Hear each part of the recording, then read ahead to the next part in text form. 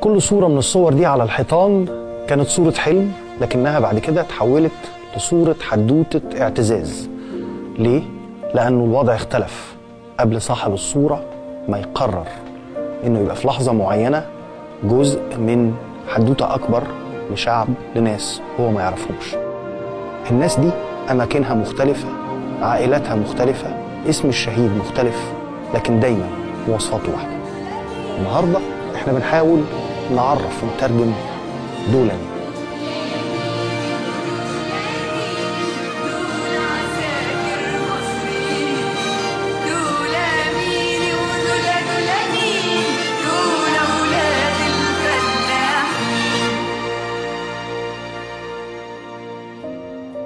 ابني كان حاسس انه هيستشهد، حاسس بنفسه اللي هيموت في المكان ده. قال لي اما نفسي ابقى شهيد زي بدر، بس ما حدش صوت عليا. يا شيماء انا هموت شهيد. هو روحه على ايده، ياخدوه في اي وقت. ما فيش حد قال لي. هو ساعة ما انضرب انا حسيت، قلت لهم والله يا مصطفى، وصحيح هو كان مصطفى. عارفه ان انا كل قدامي كده ان هو يعني مش هيجي تاني. قلت له لو حتى جال قدامك الموت اوعى تهرب وتسيبه. قال لي لا معيش عاجز، هو حد يطول يموت شهيد وانا هموت شهيد. اقول له يستشهد بس مش هين علي، اقول الاستشهاد اللي طوله مين، بس في نفس الوقت مش هين علي اني استشهد. انت عايزاني عايزاني نقول وفي نفس الوقت مش قلبي مش مطوعني. ما يطوعكيش. الحاجات بقى اللي بتوجع قوي هي الحاجات اللي ما كانش معايا فيها. يعني مثلا زي ايه؟ اول سنه اتخلعت من ابنه بعد استشهاده. يعني هو كان سايبهم صغيرين قد ايه؟ شبه بابا انت، ها؟ تخلي بالك من ماما؟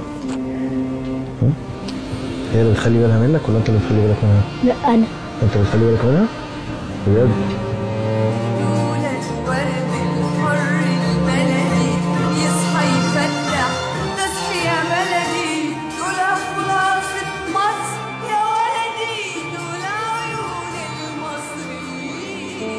خلي بالك من زمانك، اوعى تطلع جبان. لو انت جبان مش هتبقى ابني ولا ابن صابر كبر. قلت له كده؟ قال لي عيب يا ماما انت مخلفه راجل. انا بخاف من الموت.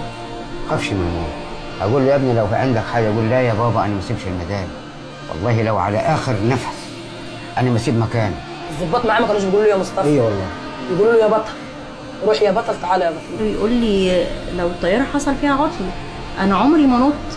انا يا سلام لو في اعداء وارشق بالطياره فيهم وكده ابقى نلت الشهاده. لكن هو اصر وقال لزمايله نطوا وسيبوني، فقالوا لا هنستشهد معاك. جرى على العربيه وفجرها قبل ما تدخل الكمين وبتاع. قلت له والله انا سمعت فعلا الكلام.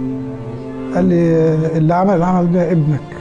بس هو كان قدها وقته، كان راجل، بمعنى كان راجل نقول لك بطل. الحمد لله. العزبه كلها فخوره بيه، والعزبه بحالها بتدعي له. الحمد لله. العزبه بحالها. ده هو هيدخل العزبه كلها الجنه. وش نور سيدي، طلع نور، التقسيمه بتاعته نور.